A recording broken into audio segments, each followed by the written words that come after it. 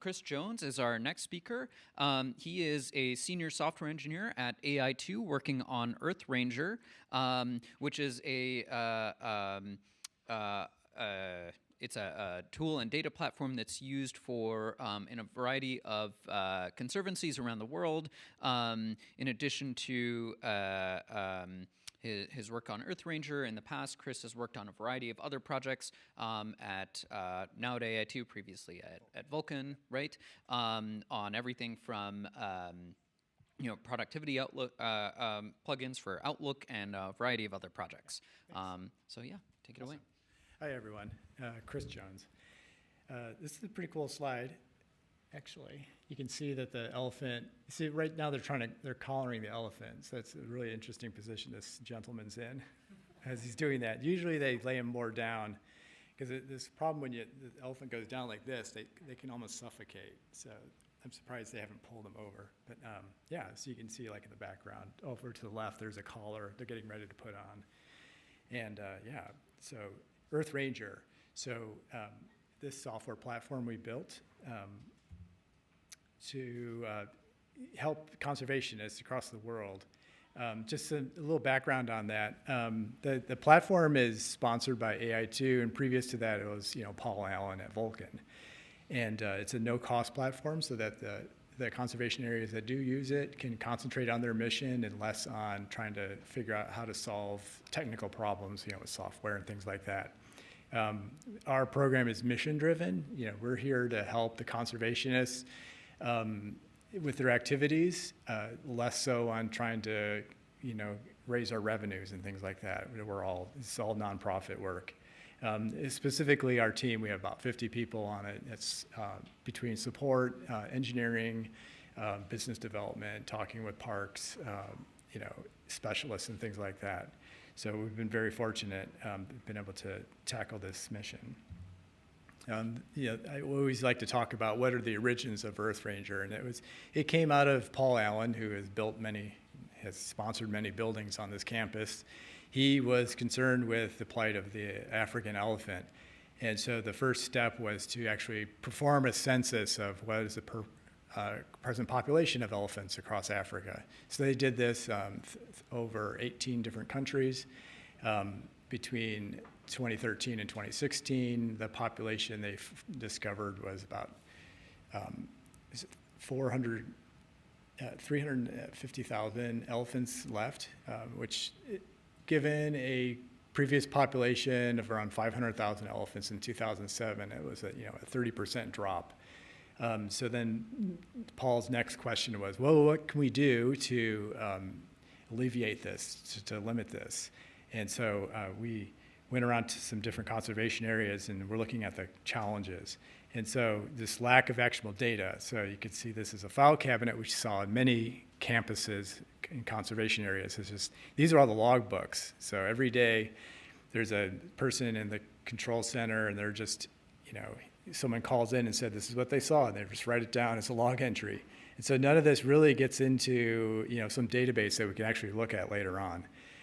To the multiple screens, we talk about that. They would have like sensors on elephants, so those collars, it'd be on one system, and then there'd be like Ranger radios that are GPS powered be on another system. And so they just had no cohesive place, one holistic place to look at all the movement going on in their conservation area. So this kind of drives also the incompatible technology. So all this data is coming in, but it's not being put together, so they can't analyze it and see what's going on. And then there's no real-time alerting because of all these different platforms. It's too hard to configure each one to do the things that they wanted. So EarthRanger then was born from that. Here's an example of kind of all the different data sources you would see like in a conservation area. So this elephant has a collar on that's going up through satellite into their system, and then that's being integrated into EarthRanger. So now we have all this elephant movements. There's another example of a camera trap. So it's probably broadcasting pictures to another company that can run some AI on these pictures being seen. And every year it's getting better. And we'll have a slide on that later. There's a picture of a ranger. He's in the field. He's got a mobile device. He's collecting data. It's tracking him. And same with the car. And there's some different pictures of, analysis in EarthRanger. So EarthRanger is going to allow them to see all of these moving things, the animals, the vehicles, the rangers. And then they can start seeing where has this ranger been policing or, patrolling over the past month? And maybe we should move him to a different area because we're seeing difficulties in those areas. So now, we really have empowered, and even this electric fence along the bottom, it has a sensor that says what the voltages are, so they can be assured that the elephants haven't broken it down or someone, had broken in. So it's another alert for them. What's the adoption? So over 750 sites across the world are using EarthRanger, 80 different countries. Some of the countries, there's 11 of them so far that have adopted EarthRanger across the country, so all the national parks in that country are using it. So now you're seeing the depth of data that we're collecting. So here's some specific numbers. 23,000 wildlife are being tracked. That's from elephants to turtles to birds to all kinds of things. Sharks, so yeah, and then 48,000 rangers or vehicles. 13 million events. An event is what we would call a discrete piece of information, like this carcass was found, this spore was found, spore tracks, or this occurred. And then data points, and these are just really all of the observation points for each animal and vehicle moving. So a lot of data. Just to give you more nuanced look, 25% of the elephants are collared, so we're tracking in EarthRanger.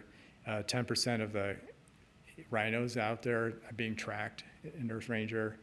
And then there's a special case of the oryx being introduced in, I think it's in I was trying to remember what country that's in, but it's, with his introduction, they've collared like all of the oryx, so quite a number.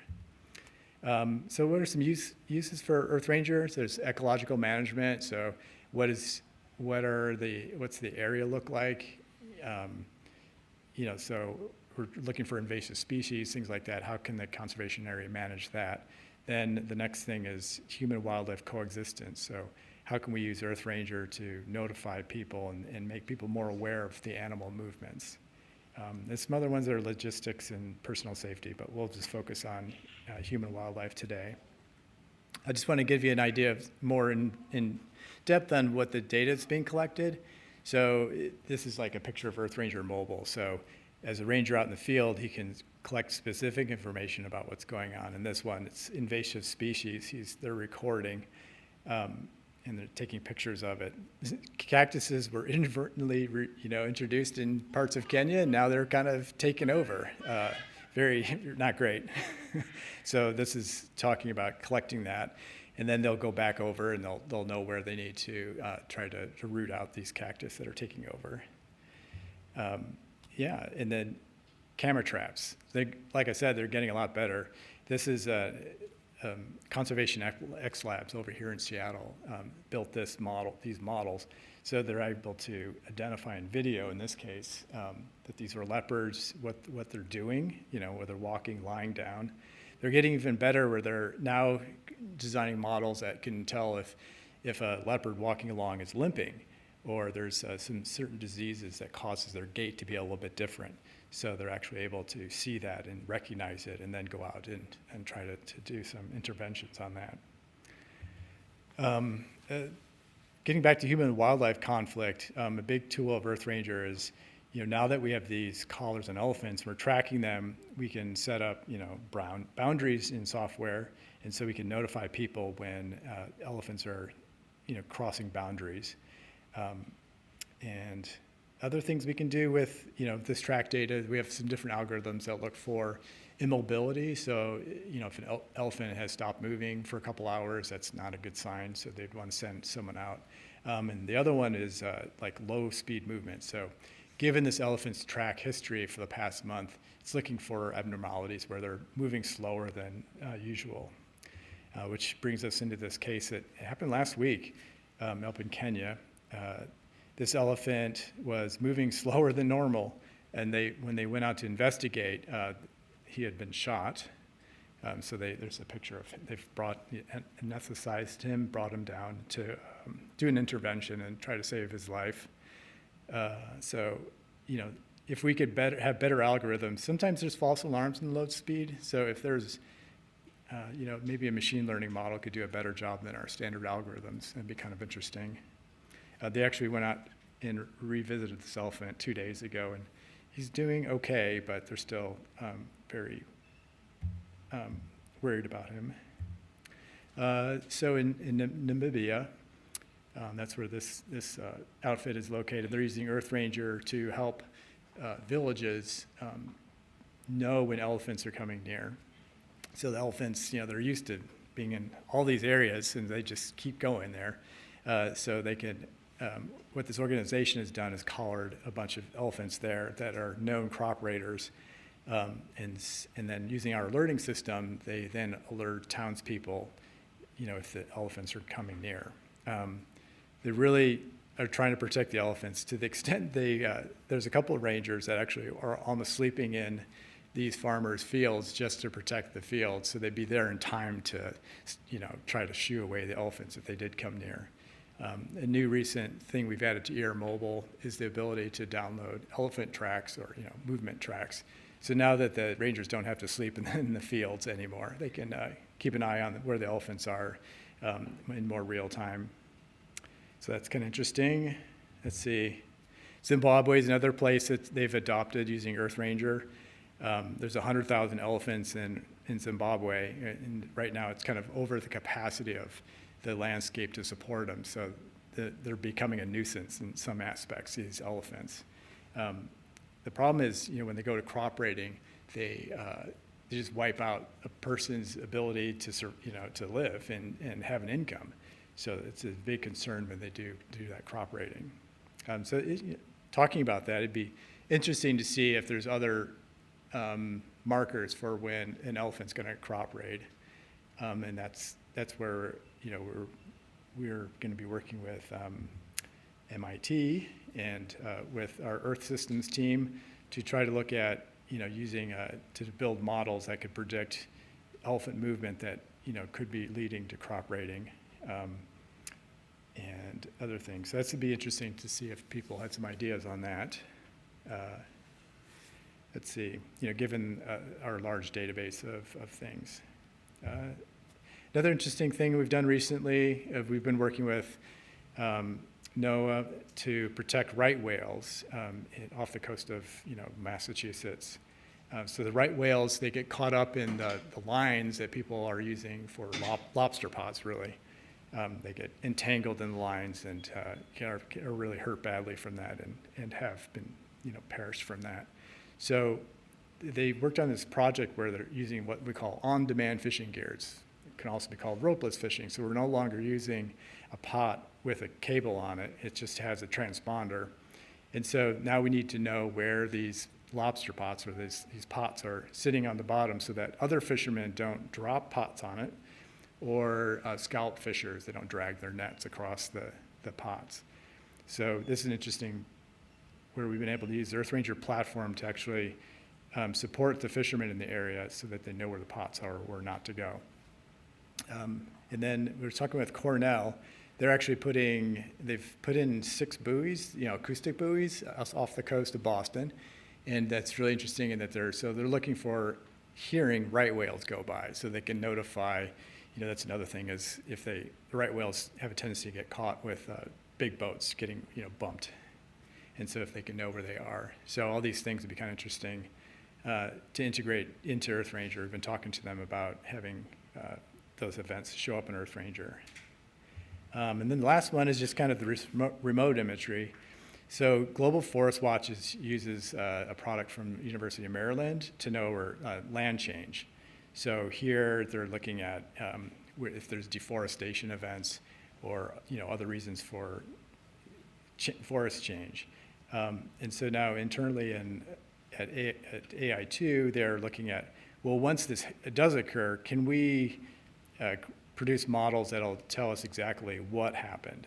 So now that we know where to focus on, on that satellite imagery, Now, can we tell, was it from mining? Was it from a river, moving its river, to a different bank, because, maybe wiped out, or there's a flood, which is less, we don't really need to investigate, but if it's a mining community, or it is, someone setting up a farm, definitely our conservation areas that use this would like to know so they can focus their efforts on those things. So that's another place where, these models could really help, help identify what's going on.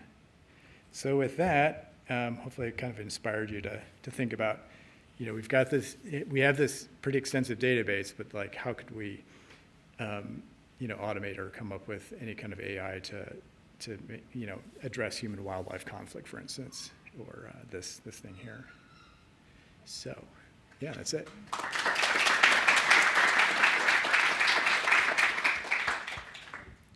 All right, does anyone, I see a question over here.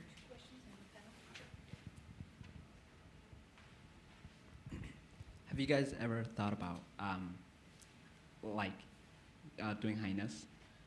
Oh, what was that? Hyenas, hyenas. Right. Because they lead to a lot of other animals, and also when they're migrating, they do, a lot of humans do, in Ethiopia at least, they get killed a lot for it. So they take a lot of herds and everything like that. So tracking them would be very beneficial. Yeah, that would be interesting. They're using some animals for similar things, yeah.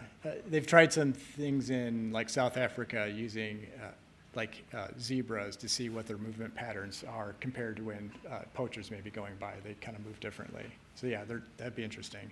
I just know that hyenas are a good way to find out where leopards are, because you just look for a tree with a hyena at the bottom, and there's probably a leopard up there eating. So they're just kind of waiting for the things to fall. But yeah, that's a good idea. All right, do we have any other, I see a question over here. What's your favorite animal? Yes. That's our classic interview question. So he's just trying to gauge, person's engagement, but mine's the elephant, of course. Oh, we have one more. Yeah. Do you think the animals bully each other because they have the collars on? Do you think they get left out? No, I don't know. Good question, though. I know people don't like to see in collars if they're taking a lot of wildlife pictures. They don't. So that's why some countries didn't allow it for, like Tanzania didn't allow it for a while. But it's been too important to lower human-wildlife conflict, having collars on elephants. All right, great.